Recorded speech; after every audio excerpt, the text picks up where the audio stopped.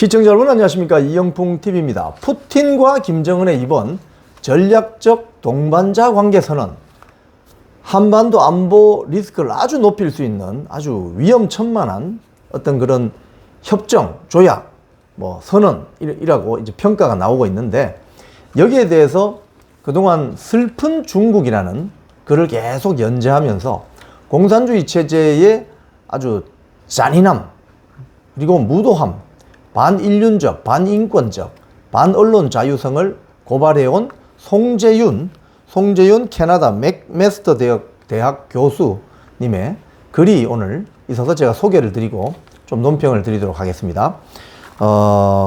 이 글은 조선일보에 게재된 글인데요. 지금 이 송재윤 교수의 말씀은 이렇습니다. 지금 이번에 푸틴과 김정은이 협약한 이 내용은 이미 61년도 한국전쟁이 끝나고 61년도 김일성이 스탈린과 한 그 협약 내용과 거의 유사하다. 오히려 일부에는 더 정밀하게 지원 내용을, 군사적인 어떤 지원 내용을 명기할 수 있는 그런 내용들도 있다고 하면서 61년이면은 60여 년 전이네요. 60한 3, 4년 전인데 이 송재윤 교수 이렇게 비유를 합니다. 당시 스탈린은 71세였고 김일성은 고작 38이었다. 이게 이제 6.25 전쟁 준비하는 그 과정 이야기입니다. 당시 스탈린은 71세, 김일성은 38세. 김일성은 1930년대 만주에서 중국 공산당에서 항일 투쟁에 참여했다고 하지만 사실은 소련으로 도망친 이후로 소련군에 들어갔죠. 소련군 88년대인가 거기서 대위했잖아요.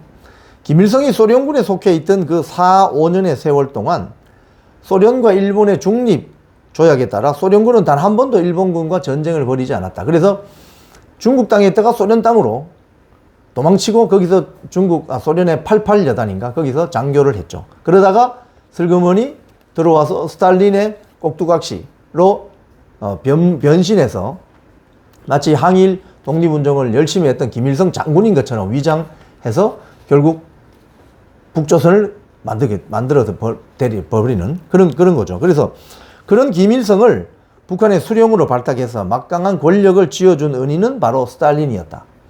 그 점에서 김일성은 민족의 태양이 아니라 스탈린의 괴뢰이며 소련의 앞잡이였다. 이렇게 평합니다. 자, 김일성의 손자 김정은은 올해 43세.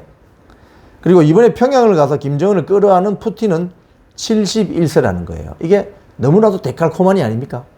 역사의 64년 만에 데칼코마니.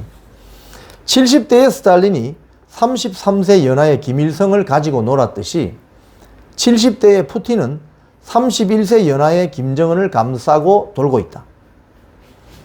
1950년 스탈린은 미제 타도, 민족 해방을 외치는 김일성을 움직여서 중국과 미국 사이에 군사적 충돌을 유도하는 꾀를 냈다. 이게 바로 1950년 6.25 전쟁입니다. 74년이 지난 오늘 러시아의 전제군주 푸틴은 북한의 전제군주 김정은과 함께 국제 질서를 뒤흔드는 위험한 게임을 펼치려 하고 있다. 이번 전략적 동반자 관계 선언, 이걸 말하는 거죠. 스탈린이 그러했듯이 푸틴은 노예하고 김일성이 그러했듯 김정은은 무모하다. 스탈린과 김일성의 결탁은 6.25 전쟁을 낳았고 푸틴과 김정은의 결탁은 어떤 결과를 초래할지 우려된다. 최선의 해답을 찾으려면, 우리 대한민국이 최선의 해답을 찾으려면 북한과 중국, 러시아의 삼각 관계를 예의주시해야 된다. 이런 주장을 글로서 표현하고 있습니다. 그리고 이분이 끝나지 않은 한국전쟁이라면서 이런 또 표현을 씁니다. 6.25가 다시 코앞이다. 이틀 뒤면 6.25 전쟁 발발일이죠. 그래서 6.25가 다시 코앞이다. 1950년 6.25 전쟁의 발발 원인은 무엇이었나? 스탈린의 전략에 따라 미국 트루먼 행정부는 스탈린의 전략에 따라 김일성이 소련제 무기를 지원받아서 일으킨 자유진영에 대한 공산진영의 계획적인 침략 전쟁이었음을 대번에 간파했다. 당시 트루먼 미 정부가. 그래서 유엔에서 군사 지원 결의를 하고 전 세계의 자유민주주의를 지키려고 하는 유엔군이 한반도에 상륙하게 되는 거죠. 자, 그런데 1980년대 브루스 커밍스라는 사람이 있습니다. 수정주의 미국 학자입니다. 브루스 커밍스가 1980년대 한국의 좌파 지식계에 널리 퍼졌는데 80년대 후반부터 90년대 초반으로 가면서 남노당 활극과 빨치산 운동을 반미 구국 투쟁으로 미화했고 김일성의 이 남침을 민족 통일의 영웅적 결단이라 칭송하는 학술서적과 문해작품이 대중적 선풍을 일으켰는데 브루스 커밍스가 뭐라 했냐면요.